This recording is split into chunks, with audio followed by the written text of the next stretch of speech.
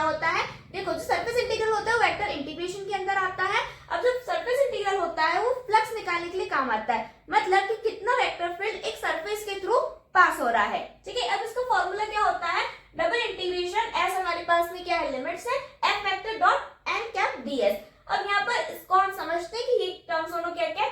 F vector जो होता है वो हमारे पास में एक वेक्टर पॉइंट फंक्शन होता है, that is f1 i cap plus f2 j cap plus f3 k cap, जो हमें क्वेश्चन में गिवन होता है। नाउ अब n कैप क्या होता है, n कैप हमारे पास में यूनिट नॉर्मल वेक्टर होता है, मतलब इसको हम कैसे निकालेंगे, gradient phi upon magnitude of gradient phi. अब ग्रेडियंट क्या होता है इसको हम कैसे फाइंड करते हैं, मैंने इस डिटेल वीडियो बनाया है, उसके लिंक डिस्क्रिप्शन में अवेलेबल है, आपको अगर देखना हो तो वहां से आप उसको देख सकते हो।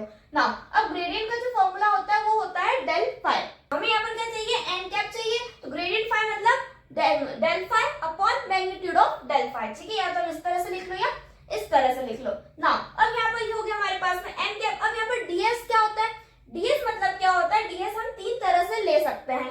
किस तरह से, हमें पहले क्वेश्चन में देखना होगा कि जो हमारा सरफेस है, अगर प्रोजेक्शन हमारा सरफेस के ऊपर एक्स वाई प्लेन पर आ रहा है, ठीक है, अगर सरफेस पर प्रोजेक्शन एक्स वाई प्लेन से है तो हम ये डीएस लेंगे, that is DS equals to DX DY upon magnitude of N cap dot T cap. अब यहाँ पर देखो एक्स वाई प्लेन है तो डीएक्स और डीवाई लेंगे, देन अब यहाँ पर एन कैप तो हम लेंगे, के हम क्यों ले रहे हैं, यहाँ पर हमारे पास में जेड नहीं है इसलिए हम के हमारे पास में जेड डायरेक्शन के लिए होता है, इसलिए यहाँ पर हम के कैप लेंगे। Now if projection of surface S is in Y Z plane, अगर हमारे पास सरफेस वाई जेड प्लेन पर होगा प्रोजेक्शन तो हम डीएस क्या लेंगे, वाई जेड है तो डीवाई डीजेड अपॉन एक्स नहीं है इसलिए यहाँ पर हम क्या लेंगे, आई कैप को। नाउ अगर हमारा जो सरफेस में प्रोजेक्शन है वो है जेड एक्स प्लेन पर, तो हम डीएस की वैल्यू क्या लेंगे, डीजेड डीएक्स, यहाँ पर वाई नहीं है इसलिए वाई का डायरेक्शन में क्या होता है, जे लेते हैं, दैट इज जे कैप।